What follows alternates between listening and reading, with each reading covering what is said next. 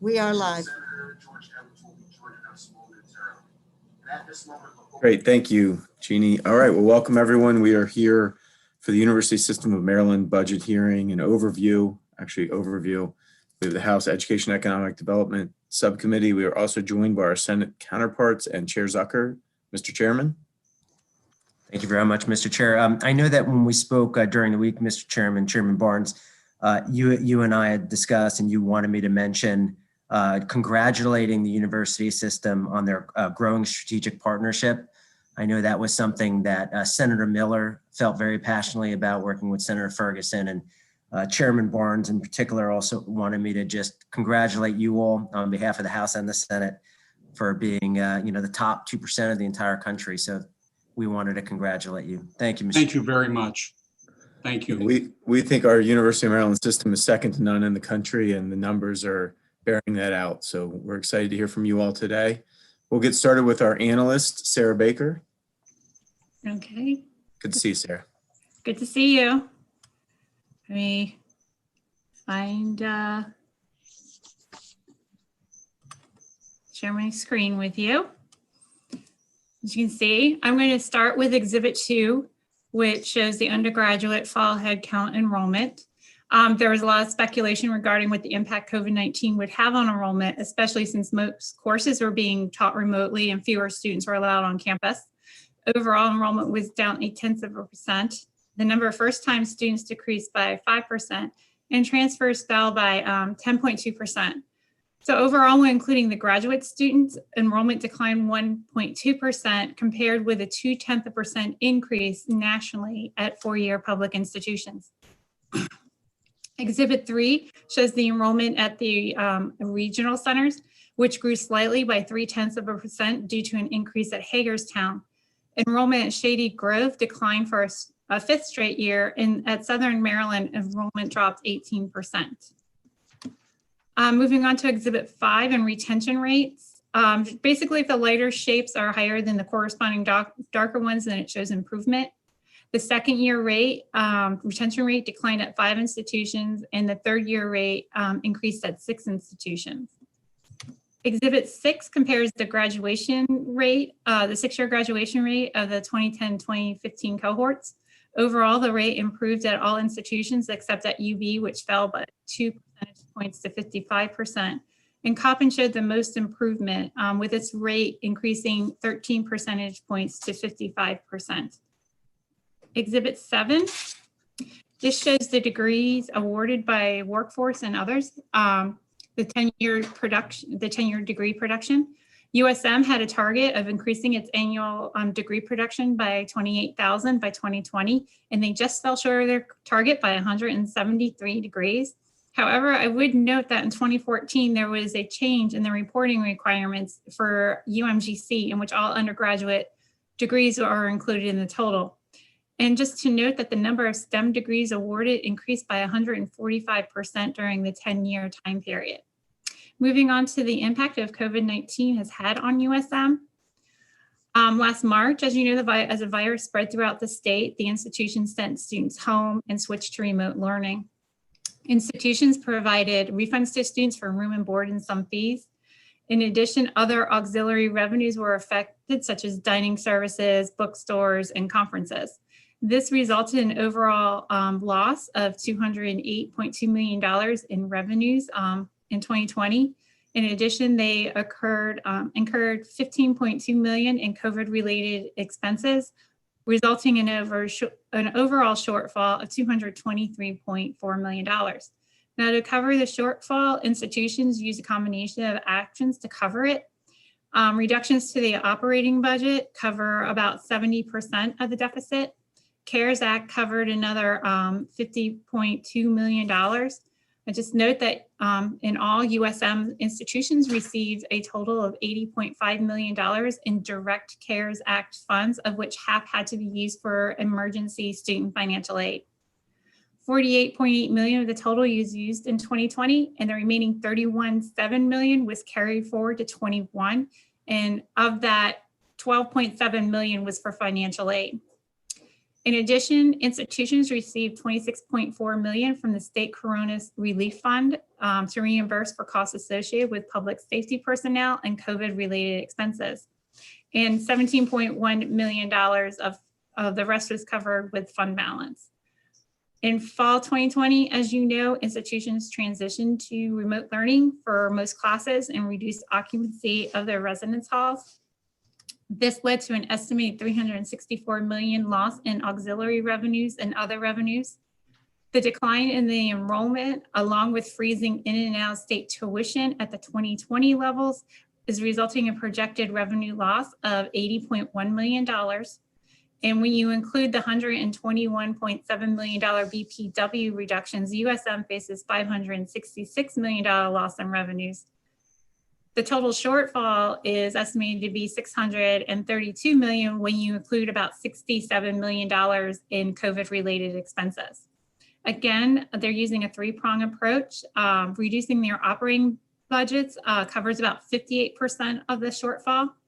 The CARES Act will cover another $90 million. And I just want to note that of that $90 million, $26.2 million of these funds were allocated to HBCUs and minority serving institutions.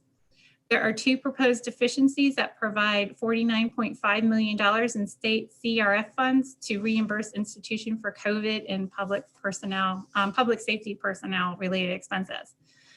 You'll notice there is a surplus of $11.9 million, and this is related to increase in tuition and fee revenues at UMGC, like far exceeding what COVID-related expenses that they have. USM also plans to transfer $171.8 million from the fund balance, but I do want to note that USM institutions will receive $93 million from the Consolidated Appropriations Acts for institutional use. And I also note that in an effort to conserve cash, USM converted 7 cash-funded capital projects totaling $88 million to debt-funded. And while USM's ratio of available resources to debt outstanding improved from 197 in 2019 to 218% in 2020, this was due to USM not issuing any new revenue bonds in 2020. Moving on to the proposed budget. You'll note that state funds declined $38.9 million or 2.2% in 22, which is due to $50.5 million in proposed deficiencies in 21. If you exclude these deficiencies, funding increases $11.6 million. I want to note there is one proposed deficiency under general funds for system office, and this relates to Towson College Park's agreement with Medco. And there is another proposal under restricted funds for a $21.2 million bond premium deficiency to fund capital maintenance projects. Other unrestricted funds increased 9% or about $248 million. And this is mainly related to increase in auxiliary revenues, which implies with the increased availability of vaccines, institutions are planning to bring students back to campus. Exhibit 11 just shows a higher level view of your unrestricted revenues and expenditures. As you can see in 21, there is projected operating deficit of $75.1 million and an auxiliary deficit of 107.8, resulting in an overall deficit of 182.9 million. And I do note below they will be receiving the $9 million in the CCA funds and the fund balance transfer to cover that deficit. In 2022, expenditures declined by 30.6 million. And while state funds declined by 38.9 million, other revenues do increase by 64.4 million. This results in a $19 million operating deficit, but there is a $41 million surplus in auxiliary, leaving USM with a total surplus of $22 million in 2022. I'm going to move on to the first issue of the future of UB. Now, last year, UB released a plan to realign its institutions, and the actions in the plan were categorized into one of 4 goals, and these are listed at the top of the page. The president then requested the chancellor to clarify how the board views UB in the context of the rest of the system.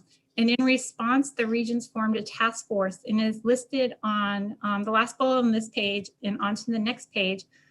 The task force identified 4 reoccurring observations, including confusion about UB's identity and the serious financial difficulties they are in due to continuing enrollment decline.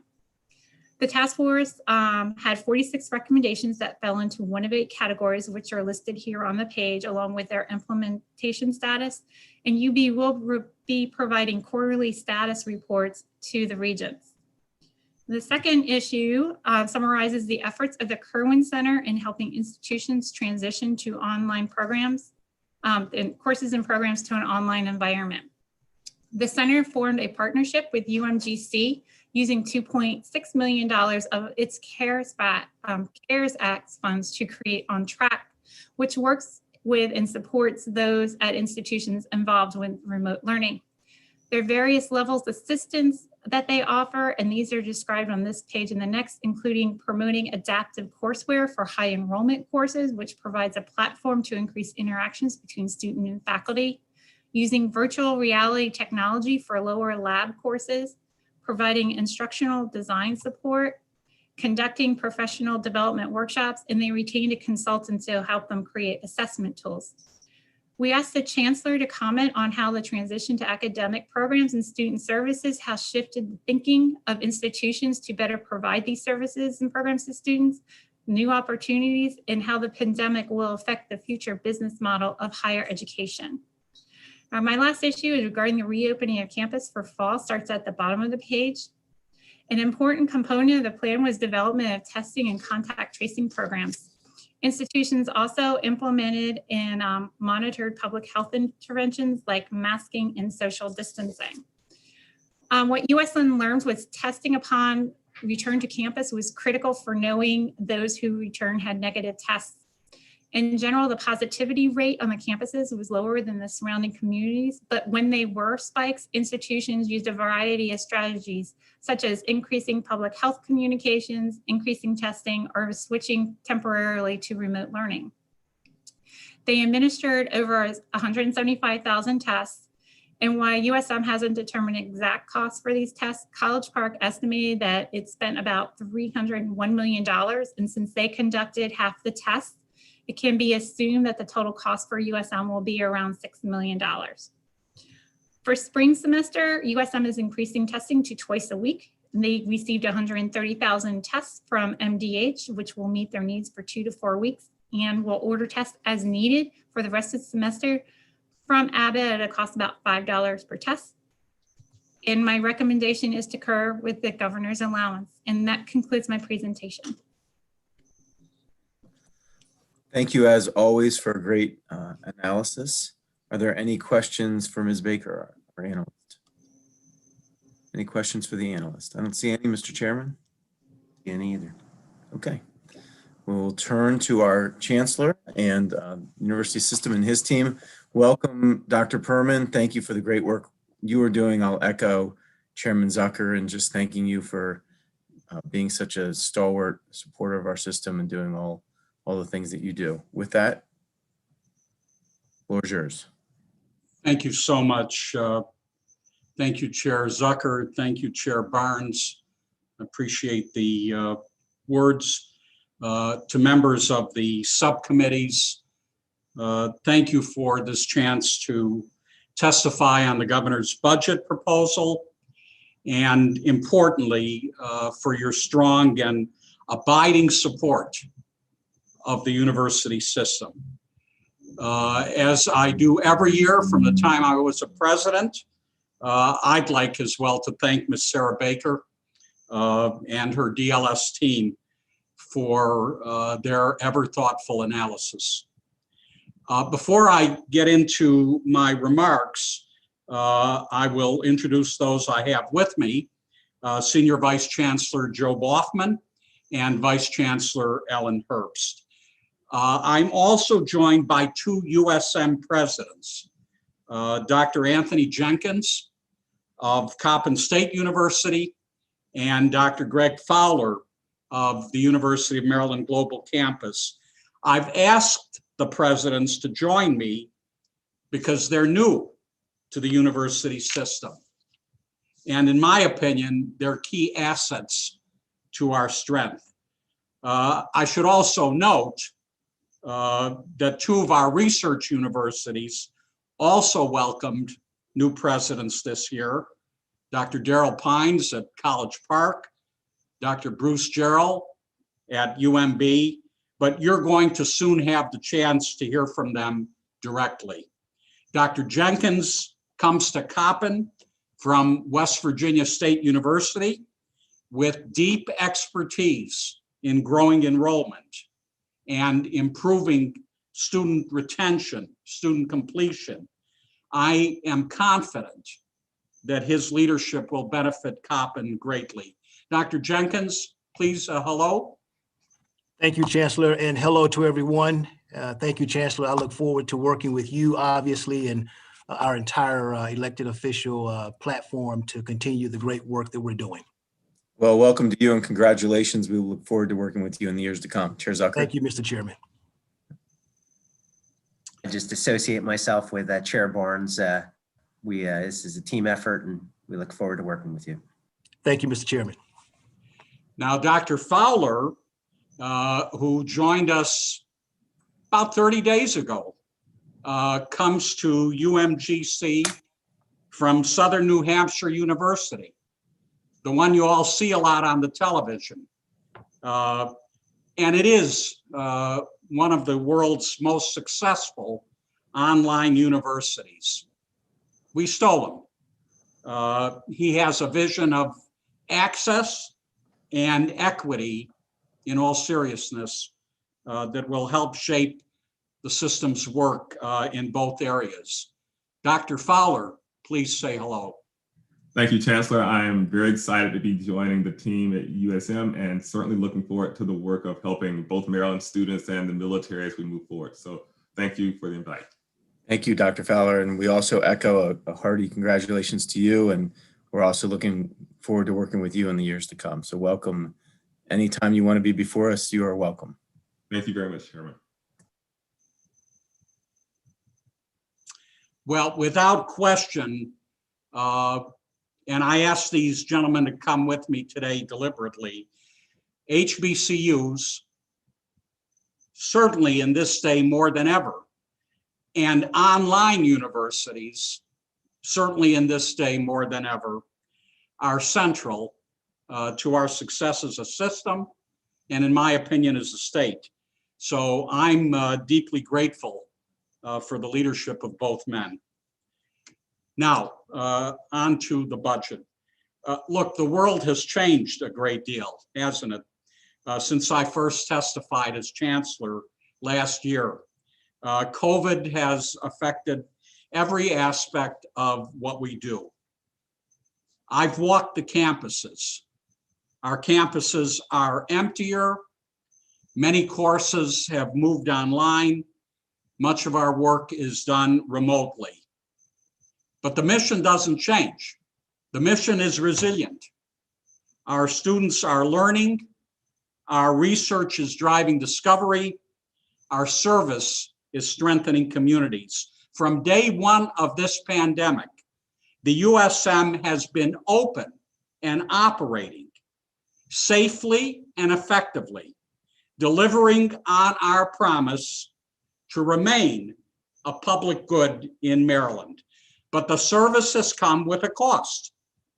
Last spring, we refunded housing and other fees for students forced to leave campus. We canceled events. We saw external funding shrink. Compounding these losses were new costs associated with online learning, including making sure our students had computers and connectivity. And there were costs associated with new safety protocols to protect students and employees. All told, we took an FY20 last year hit in the spring of $173 million. And we knew that the budget picture would only get worse. Last summer, the Board of Public Works approved a system-based cut of $122 million. That's more than 1/4 of the state's total cuts. So we took a sizable share of the state's pain. We're all in this together. And then, knowing that students and families were struggling financially, we froze tuition and fees. With fewer students living on campus, no events, a drop in external funding, and a dip in enrollment, our losses are significant, as are the new costs we've incurred. Technology investments to support online learning, together with safety measures like the COVID testing, symptom monitoring, PPE, building modifications. Let me state here that these measures have been very effective. As I've said to some of you when we've had a chance to chat, one can learn something by the simplicity of following simple rules. By and large, you get a good result. And that's what our students, who were very motivated to stay on campus, our faculty and staff did.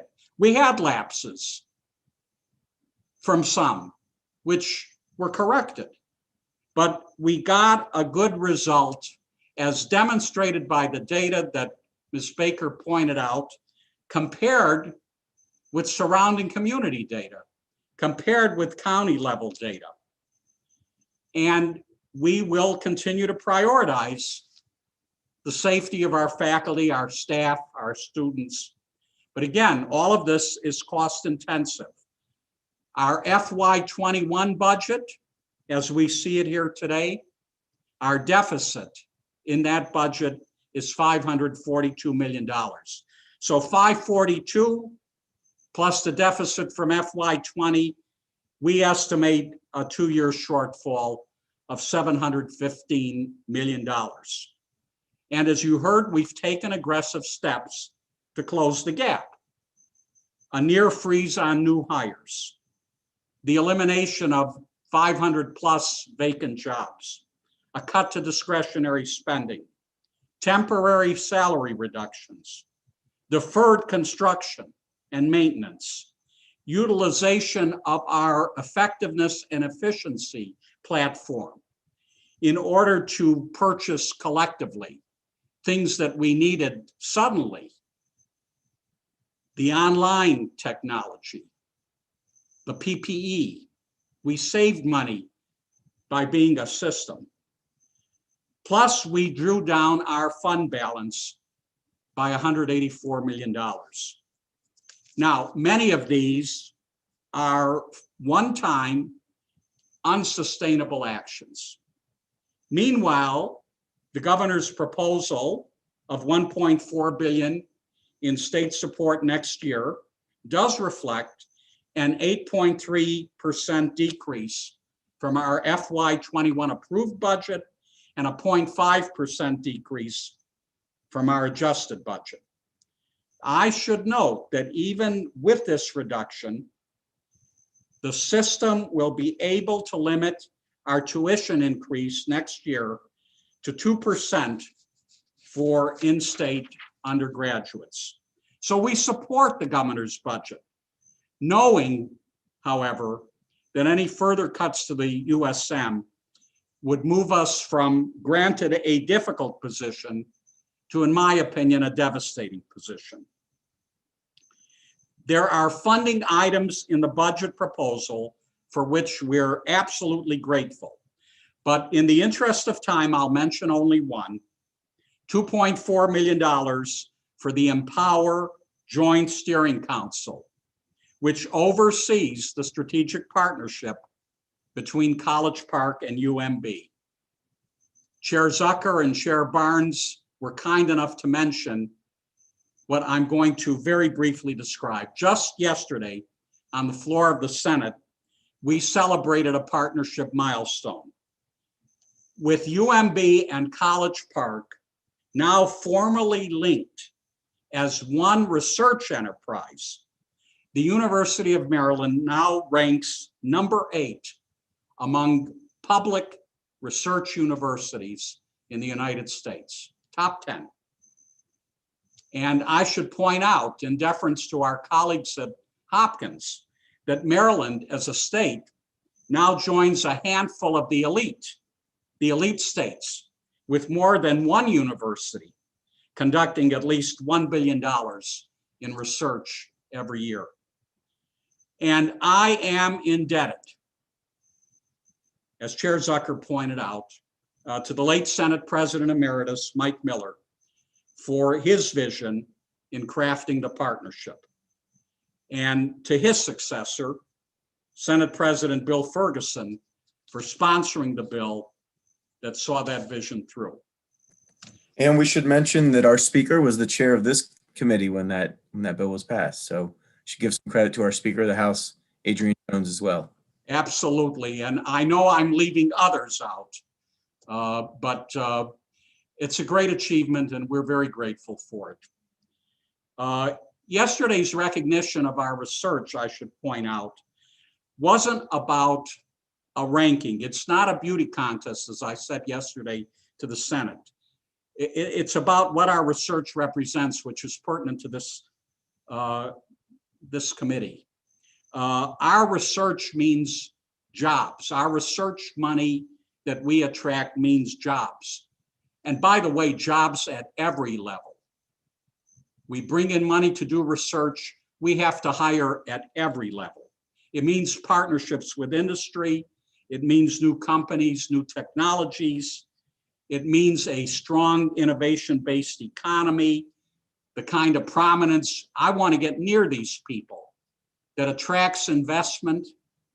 It means that graduates stay here, and it means that we attract fine students to, again, want to be around our investigators and scholars. Maryland's one of the nation's best educated states because of our system of public higher education and because of your support for it. And that's why tuition affordability is so important to us, because a top 3 ranking in education, in my opinion, it's nice, but it's meaningless unless all students, anybody who wants a higher education, can access that education and can get to the jobs that flow from it.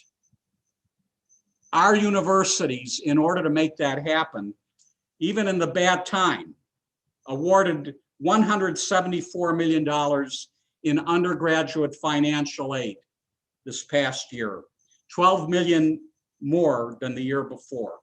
We distributed $64 million in need-based aid.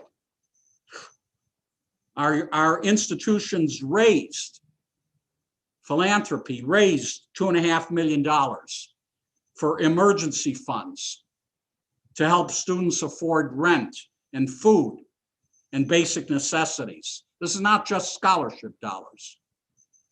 And we distributed, as you heard, millions of dollars to students through the Federal CARES Act, trying to get our students whole. Now, we're committed to keeping tuition affordable and making a system education possible for any Marylander who wants one. And in these challenging times for higher education, I'm happy to report, and this is sort of hot off the press, that all 3 major bond rating agencies in the past week have affirmed our ratings with a stable outlook. I think you all know this, but higher education writ large has a negative outlook. So that's the opinion of the rating agencies with regard to your public university system. It obviously makes a difference in a very practical way too, because we're able to sell bonds without having to pay quite the high interest rate than is the case when you don't have a good rating. I'll end my remarks here, hearkening back to COVID. The university system has been a partner in Maryland's COVID response since the earliest days of the pandemic, contributing workforce, research, public health guidance, and as vaccines become widely available, we'll continue this partnership. I'd like you to know that several of our universities are working with local health departments and hospitals to become vaccine distribution sites. And we're developing opportunities for our students to staff the mass vaccination efforts statewide. Of course, the USM's vaccine expertise runs deep. Our faculty and alumni led development and testing, and we're proud of our part in ending this epidemic.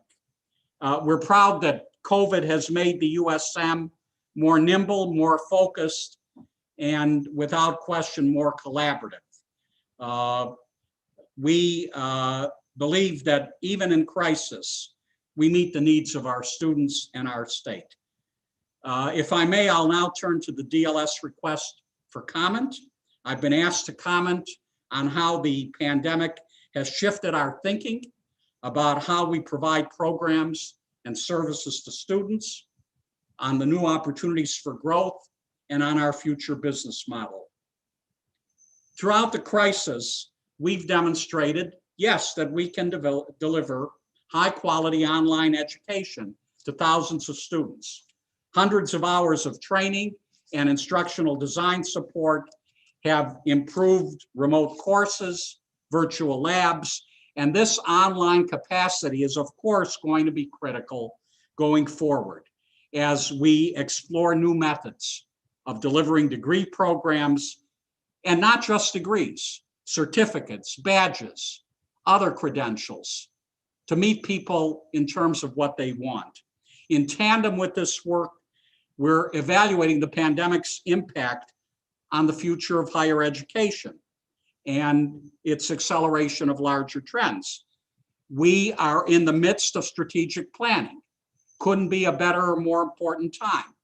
And in that strategic planning that we should have done by the end of the calendar year, we're addressing demographic, social, economic changes, which clearly are reshaping higher education.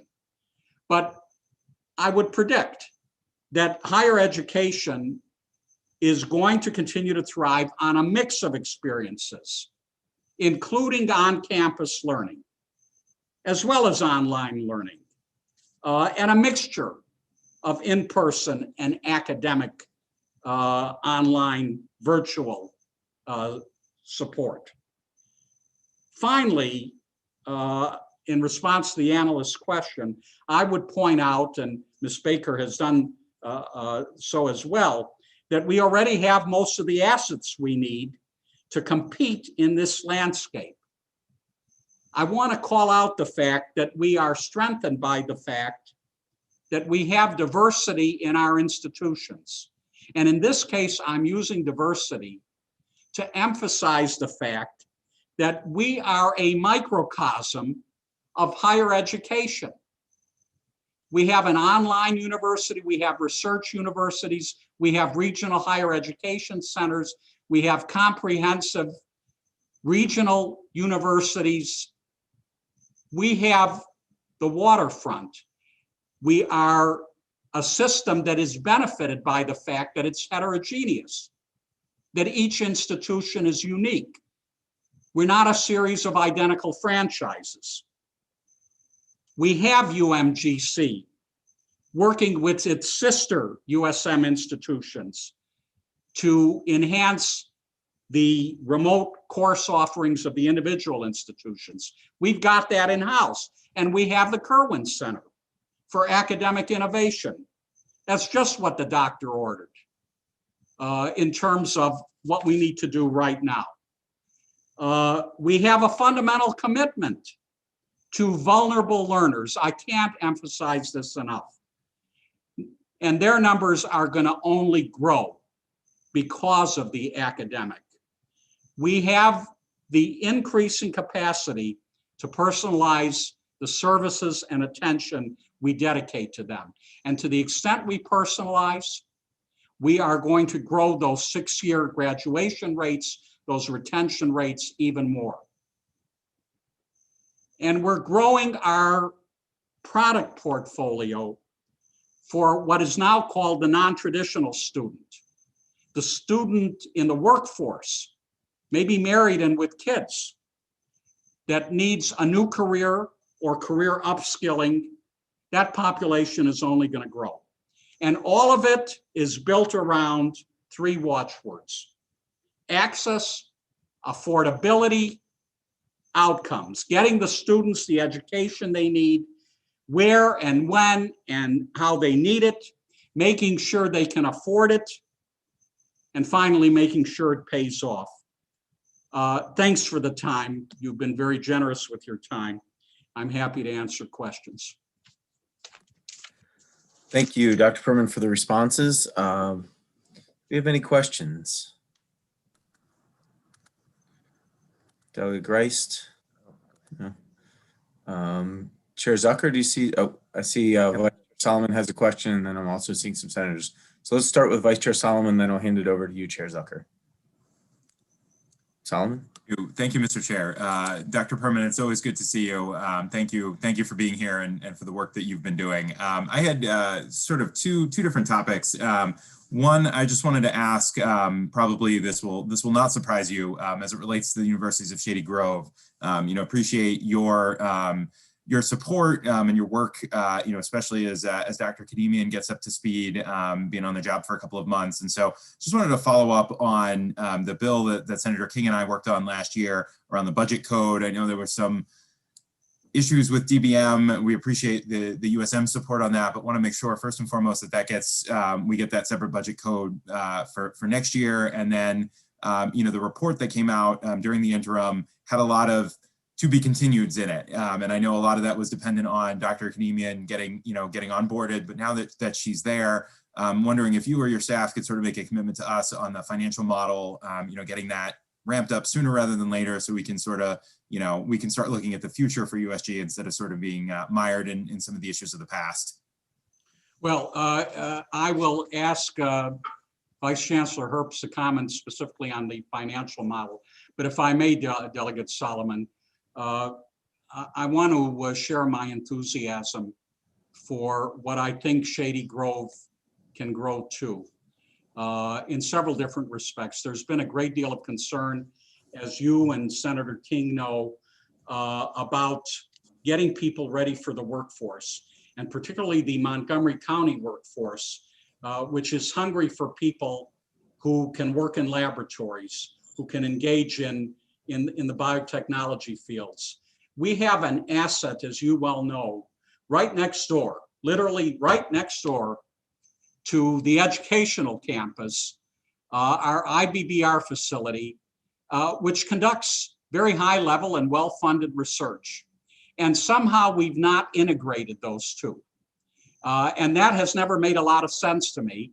And now that I'm in a position to do something about it, we're working on it very hard, because it can be a great research facility, but it can drive something that I think the Montgomery County community rightfully wants. The other thing that we can do at Shady Grove, and Ann Kademian and I have talked about this a great deal, a lot of what we're talking about, a lot of what Ms. Baker has asked us to vision about, Shady Grove is a crucible for that. There we have 9 universities working together. It's easy for them to work together. And yet we have offerings, we have programs that don't relate to each other as much as they should relate to.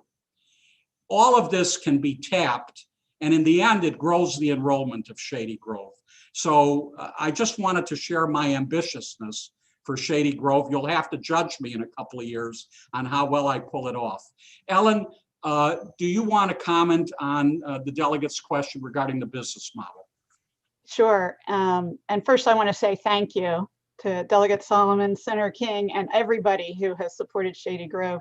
We have a brand new, beautiful science building that we're expecting great things from. And Dr. Kademian knows and has our support. Dr. Boffman, Dr. Kademian, and I meet every month regularly, including with our College Park colleagues, and then we talk as frequently as we need to support her ambitious and needed programs. We asked that we implement the new budget code, which would separate out the Shady Grove appropriation from where it is now, which is in the system office, till the FY23 budget. And that was in deference, frankly, to the need to get the Shady Grove financial folks up and running on what they would have to do differently. They have to take on some additional work that the system office has been doing, and they've been understaffed, frankly.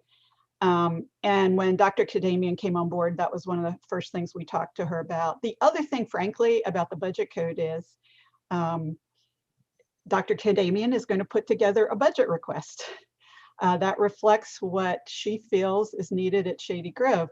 And that takes a bit more effort than how we've done it in the past. So we wanted to make sure that we gave her the best possible transition in that. If I could also comment, because we wrote that report together, I was one of the co-authors of that update report. We intend for these efforts to be ongoing. We want to make sure this isn't a one and done type of exercise. So things like the roles and responsibilities, we wanted to get right, and we wanted the new leader, Dr. Kadamian, to be a big part of that. And we believe we're close now to having that. The board of advisors has seen it, and we're working through that. But we also want to use some time to educate people to what that means. So we're looking forward to ticking off a number of those items as done, but we also believe that some of those items are the support that Shady Grove needs ongoing, and we're committed to be there with them for that support. Great, thank you very much, and look forward to, Dr. Perman, I know, retention is a big issue, and allowing, those first generation college students that hopefully we will have more of as the blueprint goes into effect. And Shady Grove has really been a leader on that, particularly working with Montgomery College. So looking forward to continuing that conversation, and excited to hear some of the plans I know that you all have in the works on that too. Thank you, Mr. Chair. Thank you, Delegate. Senator King.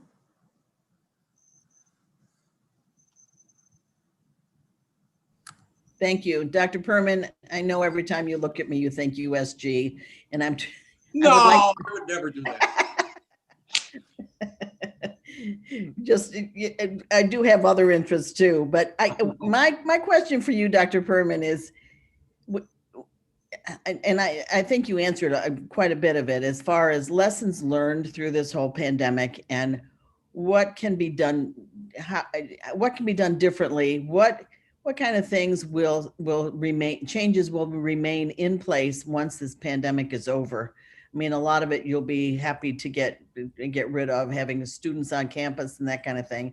But do you see the more online education in the future? Do you see us moving in that direction? Yeah, thank you for the question, Senator. This is a terrible scourge that we've been afflicted with. But as we've all seen, each of us in our own lives and our own endeavors, I think we could acknowledge that there are going to be some silver linings. Mm-hmm. And I know this is an overused term. What's happened with the pandemic and the fact that we needed suddenly to get most of what we're doing, or at least the majority of what we're doing online. I mean, the worn out term is it was an accelerant.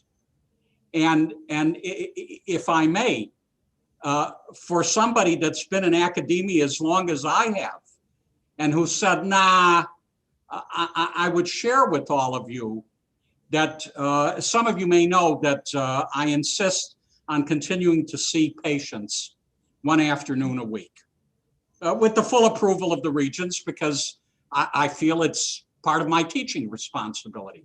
So I do that with students from each of our professional schools at UMB, because I want to get them to learn as a team, how to work in a team. We have undergraduates who often come from College Park or UMBC, people that are interested in the healthcare professions, people that are interested in health literacy, which is very strong at College Park. I crave all of that. But here's the point. You know, when the pandemic arrived, we had to stop seeing patients in person, at least for an extended period of time. And I didn't want to give up that clinic and that ability to teach. Well, you all know about telemedicine. I had never used telemedicine, but beyond that, in the service of a patient, telemedicine to do what we're doing here, talk to each other as a group, teach as a group while we're seeing a patient and family, I'm totally given over to it. Mm-hmm. I think it's better in some ways than what we used to do in person. our attention spans are better, so forth and so on. I'm only saying that in that I am sure 1,000 stories can be told by our faculty and our students. We've learned that distance education in some cases is an improvement, but it can't be an either or. We have to look carefully. I think we're going to do much more hybrid than we've ever done. And then the other good news is that whole population of our citizens who need a better job or a different job, but still need to work. We've got a much more expanded menu of programs for them than we would have had in February 2021 had this terrible thing not happened to us.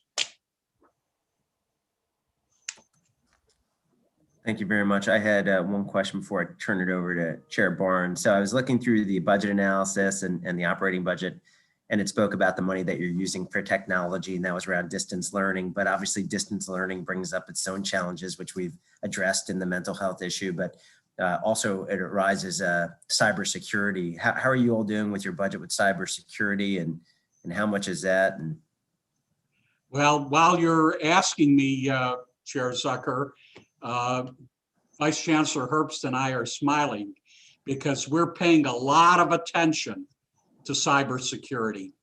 Higher education is a high-risk industry in that regard. Ellen, could you comment on and give some specifics as to where we are right now? Certainly, thank you. And I'll have to get back to you on the dollars involved, but the Chancellor and I aren't the only ones who are paying attention to this, as you are. Our regents, and in particular, our Audit Committee has been holding a series of meetings specifically focused on cybersecurity, not just because of the pandemic and distance learning, but what we're doing about cybersecurity in general. And as you may know, we are part of the higher education standard that NIST produces. NIST produces the standards for the country on cybersecurity. And we are working through the latest updates from NIST so that all of our policies will be in compliance. We also meet monthly with the security officers at every university and work with them to share best practices and so forth. The CIOs and the CISOs, as they're called, the security officers, report a lot of activity that took place last spring and through the summer to strengthen our defenses, if you will, because we now have so many people working from so many different locations, in many cases on computers that may not have been issued by us. And so the network security has been strengthened, and we've I think renewed our commitment, and we're certainly deepening our commitment to training. Cybersecurity is a lot like internal controls in that it's a whole environment of things you've got to do. And one of our biggest defenses is to make sure each of our technology users is aware of how they can be targeted and used to break into our systems, if you will. So there's a much renewed emphasis, particularly since the pandemic, and I'm happy to follow up with more details if that's helpful. Thank you. Excellent. Okay. I don't see any other questions. Mr. Chairman, any other questions from your side? I don't see any questions on my side either. Okay. Well, I think that completes the portion with our Chancellor. Thank you so much for being with us, Ms. Herbst, your entire team. Thanks for your great work. Keep at it. You all very soon in front of these committees. We do have a couple of witnesses here today. I will introduce the first witness and I'll let you take it over from there, Mr. Chairman. I know we have Todd Holden from AFSCME. Todd, are you with us? And I'll remind everyone that witnesses have 2 minutes. Thank you, Mr. Chair and members of the committee. And I'll keep it brief because I know we're all sick of Zoom at this point. I'm the president of AFSCME Local 1072, representing over 3,400 employees at the University of Maryland College Park. And while I think there is no question that this pandemic has certainly been a curveball for a lot of us. I would contend that it has just amplified a lot of the structural problems and inequities that employees face in working for higher ed in Maryland. Even today, we are still running down problems with contact tracing.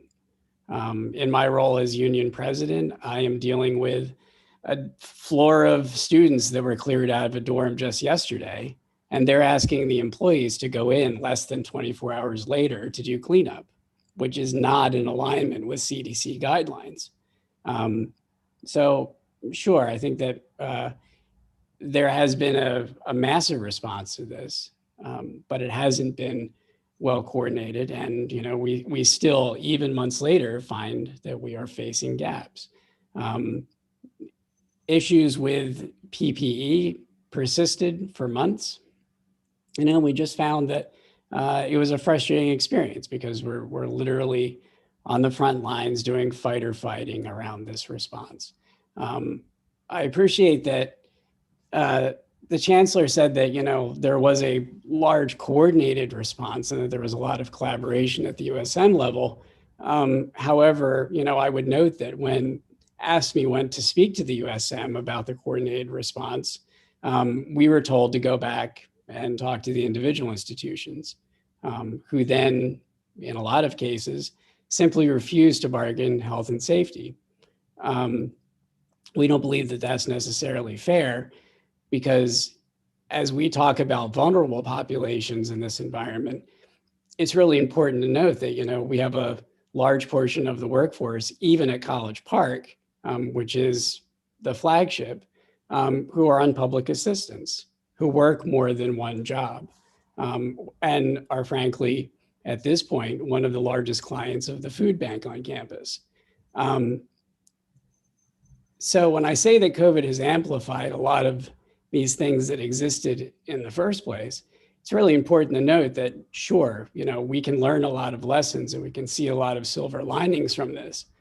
But unless we are actually committed to changing the way things are and recognizing the ways in which the system wasn't serving people well in the first place, then I will say that we have learned nothing. And for that reason, I believe that if the USM is indeed committed to this sort of coordination and collaboration that they say they have, then the collective bargaining needs to be updated to reflect that. And we should be able to negotiate directly with the chancellor in order to make sure that all of the higher education employees in Maryland are treated fairly and equitably. And with that, I'll end my remarks, and I appreciate your time. Well, thank you very much for your time and coming in to testify in front of the these two joint subcommittees. Are there any questions for this witness? Seeing none, thank you again for your time. We'll turn to Blair Knus with AFSCME Local 239. Again, I'll remind witnesses you have 2 minutes, but it's great to see you. Please, floor is yours. Thank you, Chairman and committee members. I'd like to make some remarks and echo a lot of what Todd has already said. We noted that the USM is stronger when we work as an institution together, and we budget that way, but it leaves a lot of struggles for the individual campuses. And I feel, especially for our staff, we're a lot closer to those devastating economic impacts than this current budget reflects. FSU is the one institution that had layoff notices issued and had salary reductions issued for the vast majority of our staff. While they've been ended now, it's been because of additional federal relief. But we were not able to work on using our institution's fund balance to work because it's also controlled by the USM, and the university is bound to what the USM decides on budget proposals, and we're bound on their decisions for health and safety. I'll echo the negotiations on health and safety. While we've sat down with them, the frequent response is it is USM's decision. I'd also echo that when we do salary reductions for our staff and when we hold positions vacant, it reduces our ability to deliver a quality education for our students. Every staff member here at all of our institution schools is vital to making sure our students are safe and cared for and can learn efficiently, and that all of the support, the technology in the labs is there for them. And I'll conclude with we work on a system-wide budget. System-wide negotiations for our staff are the only thing that makes sense to go along with it when the decisions are made at that level. Thank you all for your time. Thank you very much. Or is there any questions? I don't see any. Well, thank you very much. Everybody, we will be back tomorrow jointly at 1:30 p.m. for another budget hearing. But before we adjourn, Chairman Barnes, is there anything you want to add? Just a brief EED announcement. We will be voting on 2 bills immediately following this Zoom. You should have the Zoom in your inboxes. Just a quick voting session, just hop right on. Other than that, thank the committee members for a good hearing. Thank you very much, everyone. Have a great day, everybody. Thank you. Thank you.